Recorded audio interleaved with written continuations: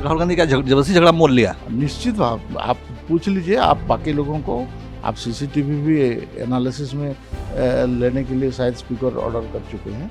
अगर इसी टाइप का माइंडसेट रहेगा कि मेरे नीचे ही सबको आना पड़ेगा, मैं जो बोलूँगा उसके हिसाब से करना पड़ेगा, मैं किसी का नीचे रहने वाला नहीं हूँ, इस टाइप का, या किसी को मैं सम्मान देने वाला नहीं हूँ। आज भी मैंने प्रेस कॉन्फ्रेंस देख रहा था, आप लीडर ऑफ अपोजिशन है no doubt, but after all party president is the supreme.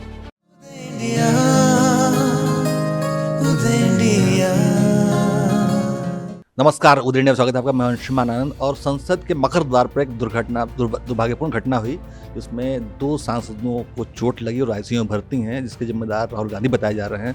और हमारे साथ मौजूद हैं बहुत ही वरिष्ठ मंत्री भारत सरकार के, जिन्होंने लंबा संसदीय अनुभव रहा है।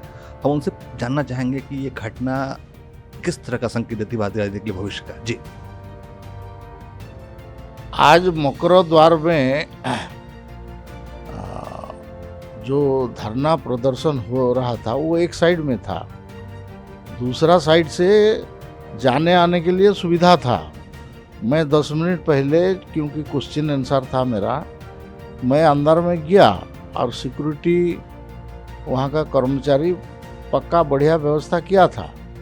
लेकिन मैंने बाद में देखा ये जो घटना हुआ कि राहुल गांधी ने वो जो द्वार खुला है जिसमें से आसानी से जा सकते हैं, उस रास्ते से नहीं गया।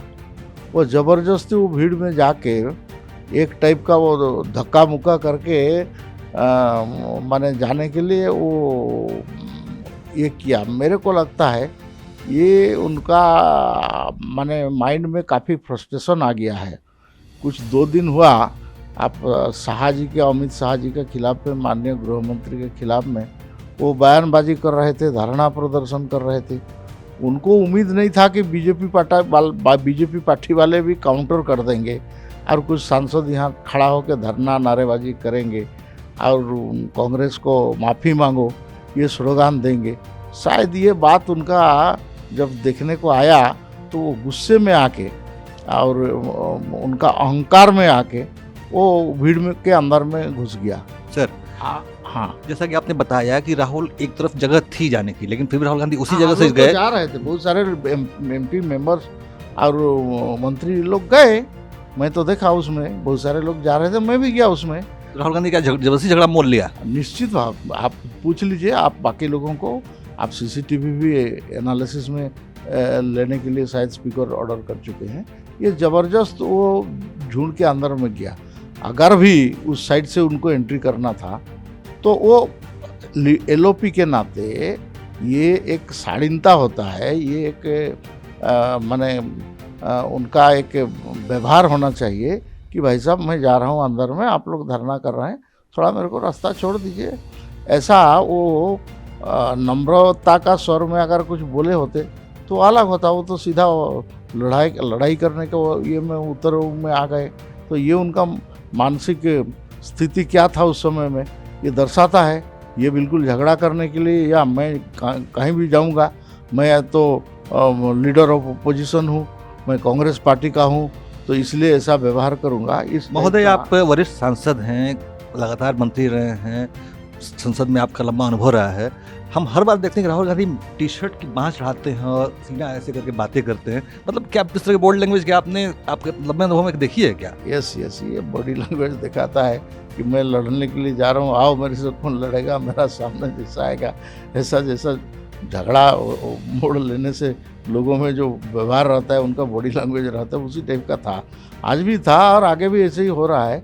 ये ठीक नहीं। एक leader of opposition is a very responsible position. आप ऐसा रिस्पॉन्सिबल पोजीशन को जब ले रहे हो तो आपका व्यवहार भी ऐसे ही रिस्पॉन्सिबल होना चाहिए, और ये उम्मीद करते हैं। मेरे को पता नहीं कांग्रेस पार्टी इतना दिवालियापन क्यों आया है और ऐसा क्यों कर रहा है, ये समझ में नहीं आ रहा है। महोदय, आप कुछ दिनों पहले तक अभी डिफेंस कमेटी के एक थी, उसके चेयरमैन थे, जिसके राहुल गांधी मेंबर हुआ करते थे। तो आप उस मीटिंग्स में राहुल गांधी का व्यवहार क्या रहता था? निजी तौर पर आपने क्या अनुभव किया?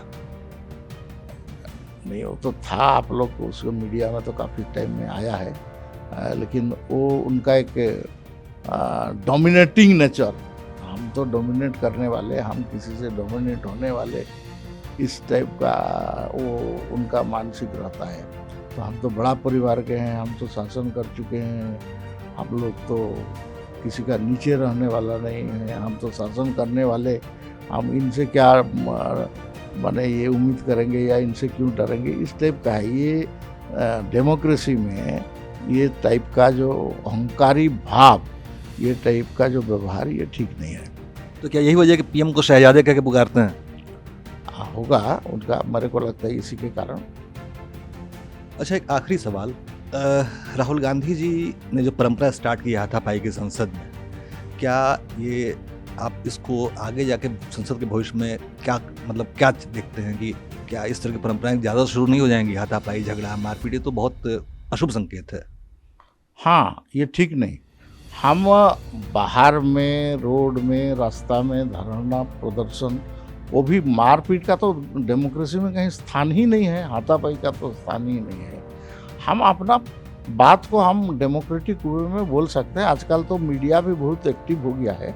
आपका जो भाव को, आप जो कर रहे हैं, आपका मनोभाव को, उसको प्रदर्शन करने के लिए काफ़ी मीडिया में भी आजकल स्पेस है और उसको दिखा रहा है। तो वो आप दिखा दीजिए, लोग उसमें से समझ जाएंगे, और उसमें से अगर आपको समर्थन मिलेगा और उसमें से अगर आप सक्षम हो जाएंगे तो आप राज करेंगे, आपका सब कुछ होगा, या आपको इसी तरह से वोट मिलेगा, बाकी सब मिलेगा।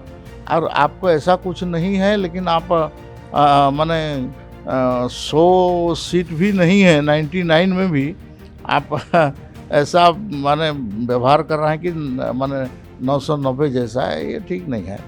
ये इस टाइप का मानसिक, इस टाइप का भी हाउस में भी जो व्यवहार, ये ठीक नहीं है। अभी तो